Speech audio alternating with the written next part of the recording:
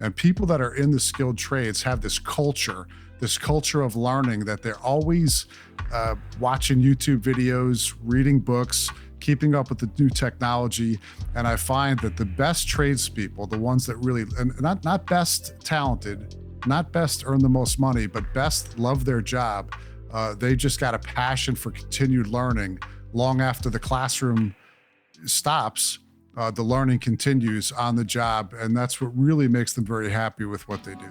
According to data from Stanley Black Decker, almost 80% of young people and their parents are worried about how they'll pay for college and whether it's the right path for them. A career in the skilled trades could be the answer. The research also found that many young people hold misconceptions about trade careers, yet the vast majority of skilled tradespeople said the jobs are in high demand. Are there significant financial incentives to pursue a career in a skilled trade? Can we close the skills gap by exposing more students to trades? This is what I want to know. And today I'm joined by Brian Hughes to find out.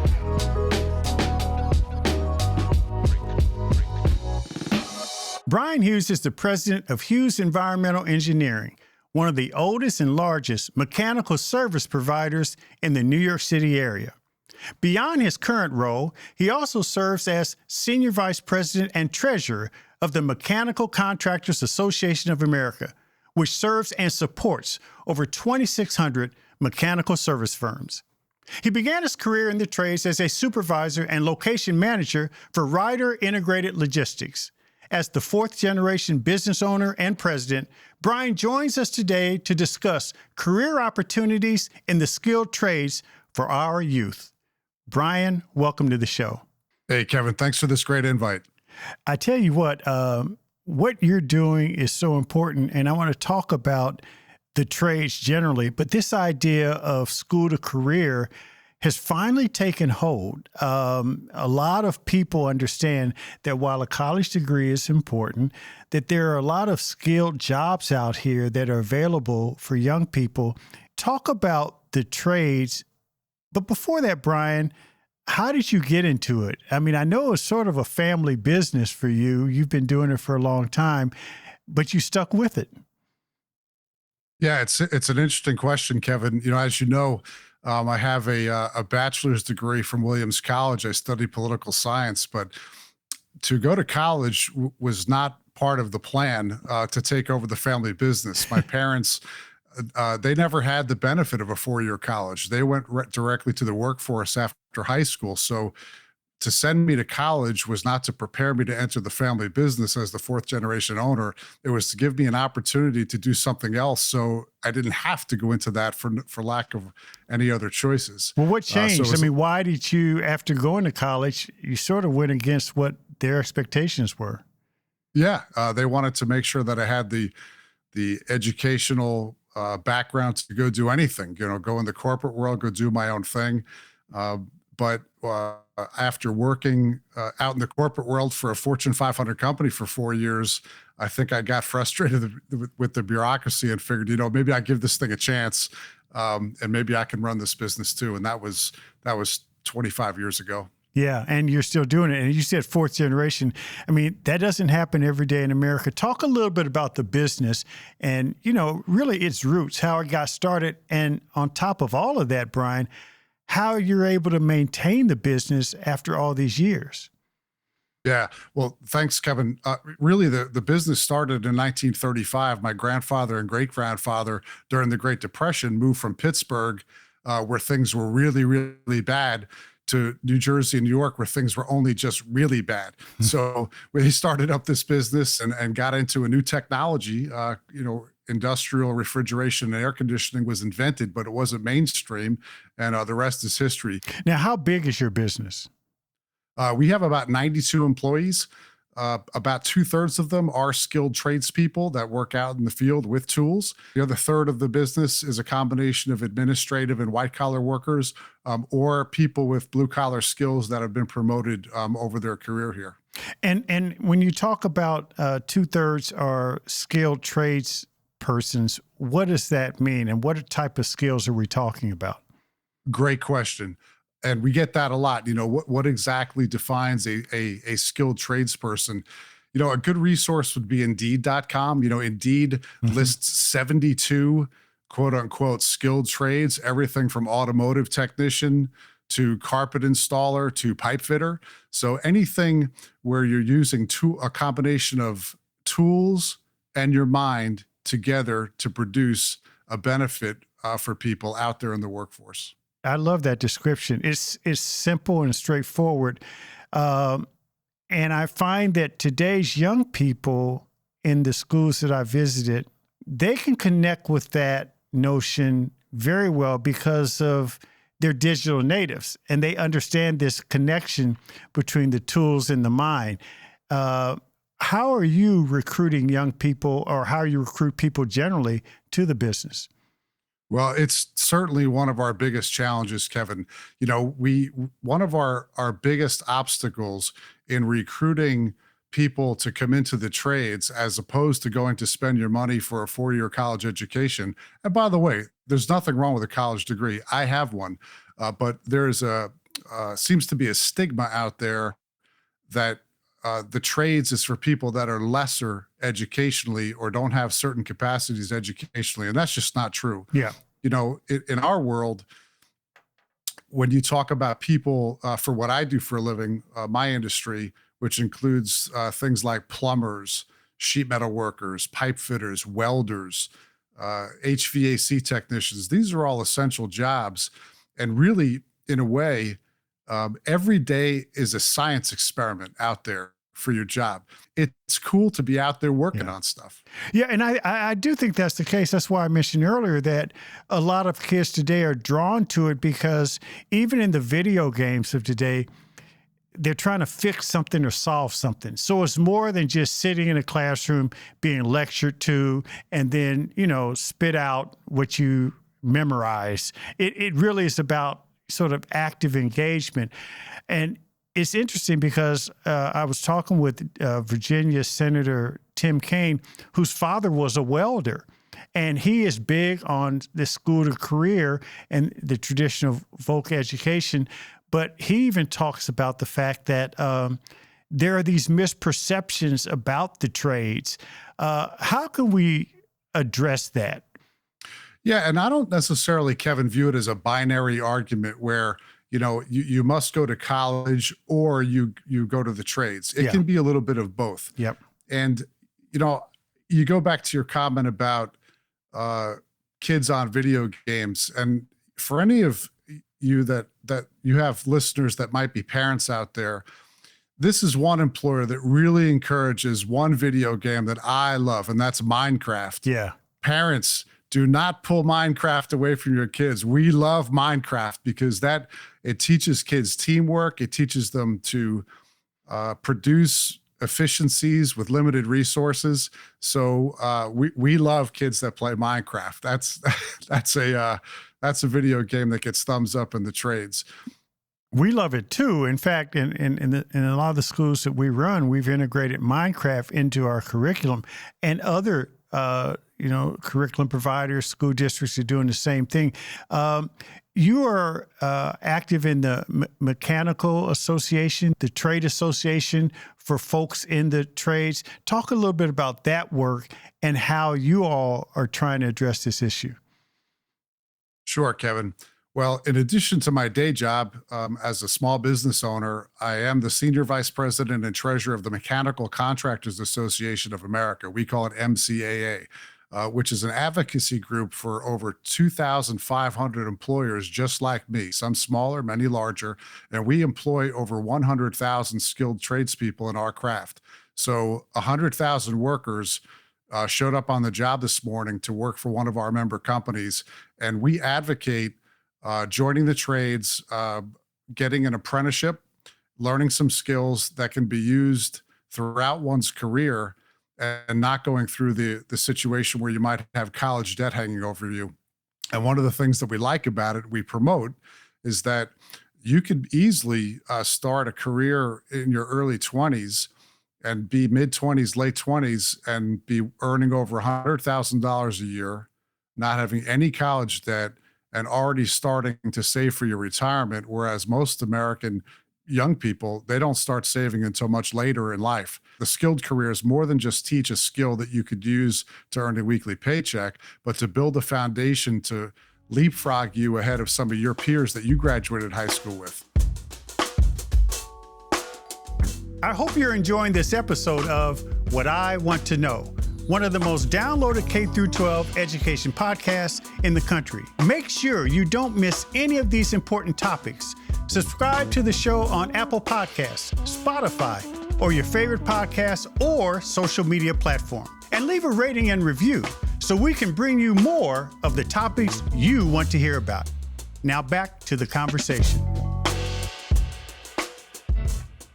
You mentioned that the association is involved in advocacy. What are some of the challenges that they see when advocating among, local and federal policymakers? Well, certainly we're in favor of apprenticeships. We like vocational school of all kinds, anything that you can learn. Challenges, obviously we have challenges politically. We try to advocate for people that are earning hourly wages to reduce their debt, increase their skills, increase their mobility, protect their pensions and their benefits.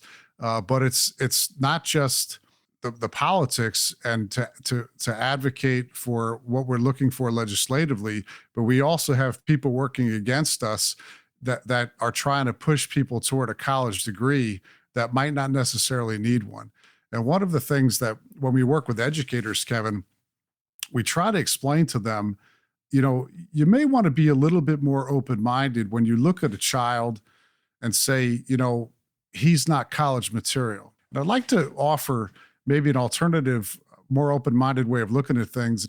If you have a student that's particularly artistic, for example, those types of kids might make great welders, for example, because yes, welding is a skilled craft, but it's a little bit of artwork in there and it looks really neat.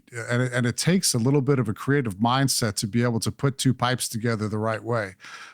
Young people that are very good at math, for example, can be very excellent carpenters because it's all math and carpentry, or electricians, because there's a lot of math that goes into being an electrician.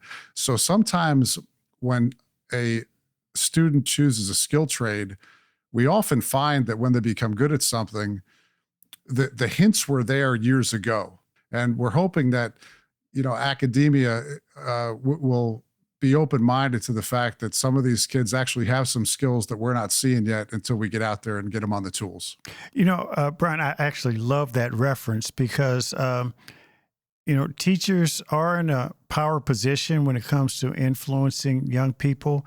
And one thing that we have seen as we introduce career pathways to young people in middle school, it is one amazing engagement tool, oftentimes for the kids who are typically unengaged. So you introduce them to a pathway, they start working with teams, maybe they do something with their hands. It's more than just sitting in a classroom for an hour and trying to take notes or pay attention.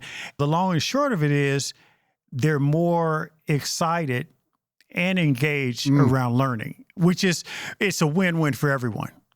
Yeah. And Kevin, we as employers are seeing that too. When an 18-year-old young man or young woman, 18, 19, wants to come into an apprenticeship program, for example, they have to produce their high school transcript. And sometimes the grades aren't there. These could be students that are not, to use that hackneyed phrase, college material, but they might have C's. They might be down in the lower ranking of their class. But that doesn't mean they don't want to learn.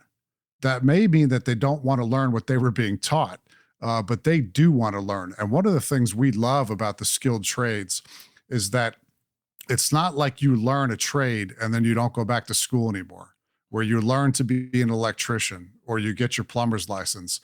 These are lifelong learners because as the technology advances, there are people that are in their 40s, 50s, and 60s that are still learning. It's kind of a culture of learning throughout the entire continuum of your career. You can't just say, well, I learned how to do what I do and now I'm good.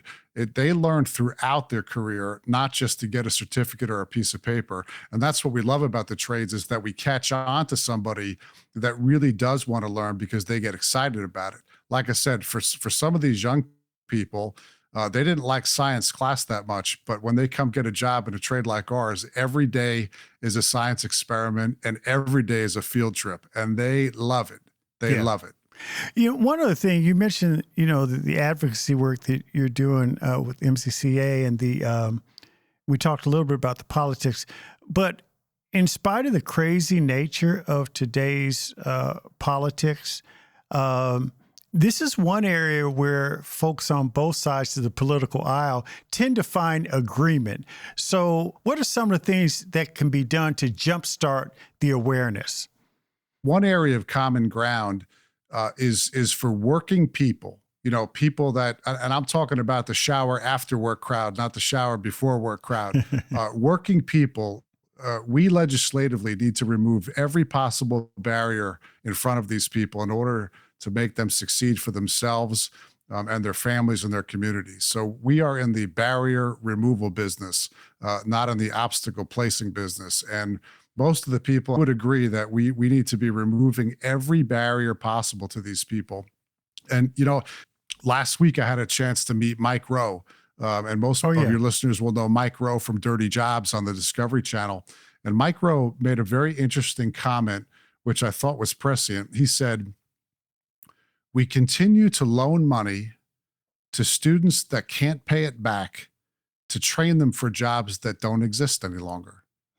And that was very interesting because it's not a political comment necessarily, but you read around, Kevin, that these technology companies can shed 100,000 jobs, and yet there's 11 million unfilled jobs in our nation that people like me can't find skilled people for, can't find skilled workers. So you hear talk about the labor shortage. I don't know that there's a labor shortage, Kevin. I do think that there is a mismatch in skills where there are too many people being pushed to jobs that don't require what they've been trained for, and not enough people coming into what the economy really needs.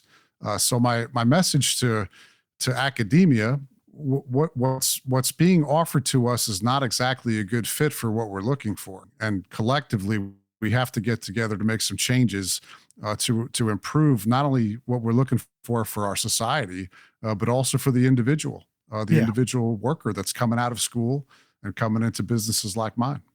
And in terms of this idea of, where you find workers, that's why the power of the schools are so important, because we know that many young people who are graduating from schools, from colleges with debts, are pushed into certain areas of work. And even young kids who may be graduating from high school, don't go to college, aren't aware of the skilled trades opportunity. They may end up going into the food service industry or the retail industry. How do we break that paradigm? Because, exposure is everything. And does your association work with schools, work with some of the providers out there who have apprenticeship programs? Because I do think that we need to integrate more of what the schools are doing with the opportunities that, folks in your world are offering. Yeah, that's true. Our association, we believe very strongly in apprenticeship programs. They do work. That work study model where you're getting plenty of time in front of the chalkboard, but you're also out there using your hands, putting what you've learned in a classroom environment and putting it to use practically. We believe in that work study combo. That really seems to be the best model. One of the things as I was looking at the trades that has come up, and I know you and the association have worked with this, is this perception that the trades are a male-dominated area, and that there's been a big push to make sure that young girls and women know that they have a role in being able to develop skills to work in the trades. Absolutely. Part of the removing the stigma of who belongs what and where. The ultimate goal is to be satisfied and have the choice of what you want to do. And all of the building trades, in particular, which I could speak to, sheet metal workers, electricians, plumbers, pipe fitters, welders, have done a great job opening the door and explaining to young women you don't have to go down these three paths that perhaps you thought were the most uh, ideal for somebody like you. So when there are a lot of job openings, then the flag is waved and everybody is invited in. So all of our workforces look a lot more diverse, not only with male dominated, female dominated, but people who don't speak English as a first language, first generation immigrants. We've got some great people that have come into all of our trades. One thing that we've seen is beyond, and you alluded to this. There are a lot of young people who are graduating from high school, and they may not have necessarily gotten the skills that they need. They didn't go to college, and they may even have a hard time adjusting or getting into the skilled trade field. But there are these now adult learning programs where adults are making career changes. They may go to a STEM boot camp, or they may go to some other type of skilled trade apprenticeship program.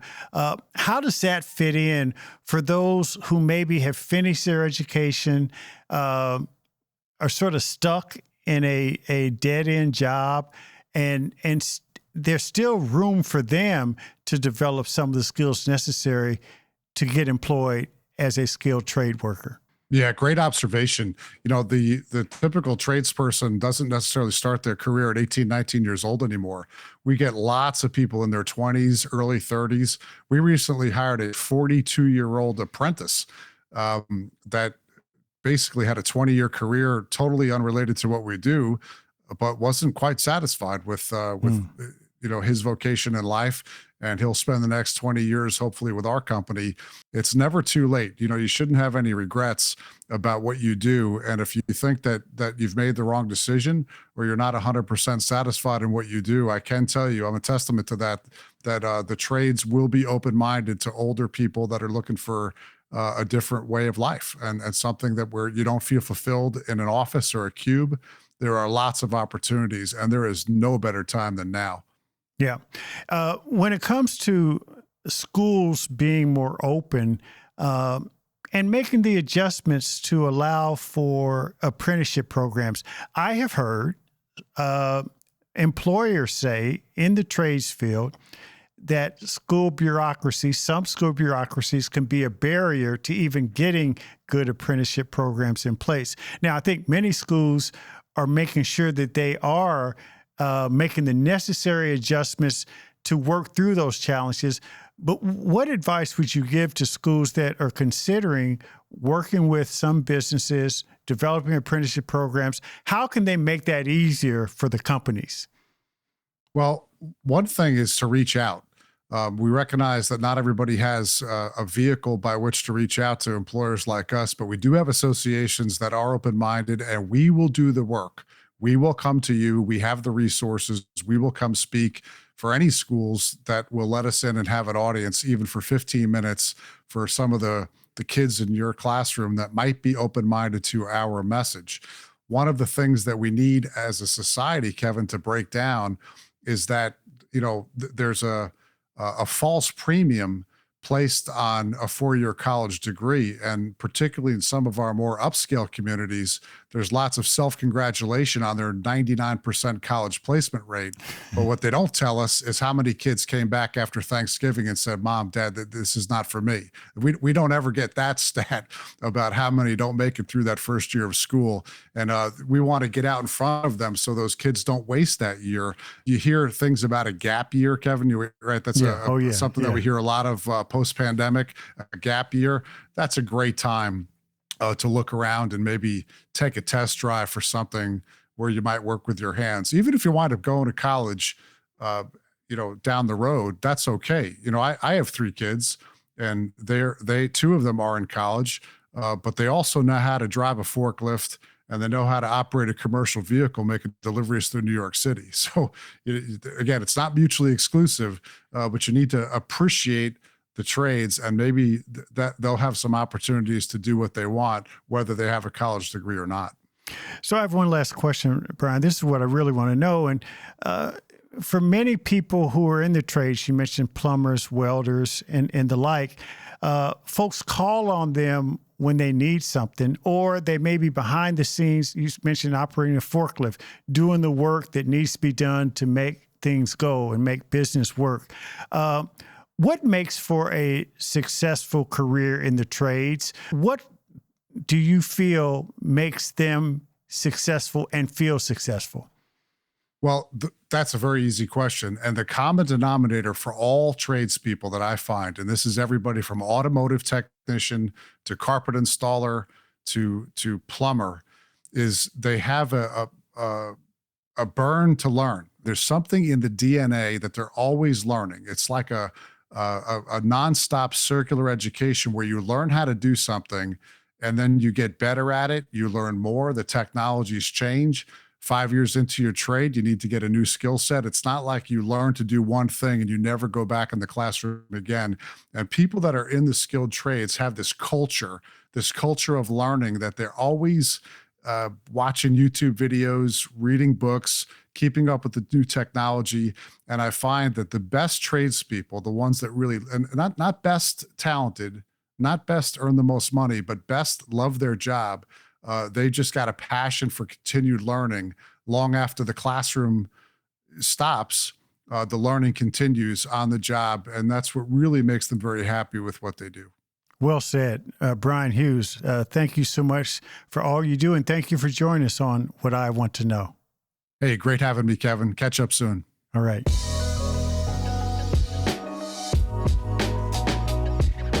Thanks for listening to What I Want to Know.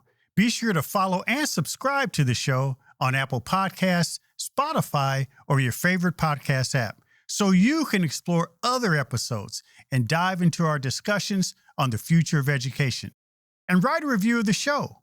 I also encourage you to join the conversation and let me know what you want to know using hashtag WIWTK on social media. That's hashtag WIWTK. For more information on Stride and online education, visit stridelearning.com. I'm your host, Kevin P. Chavous. Thank you for joining What I Want to Know.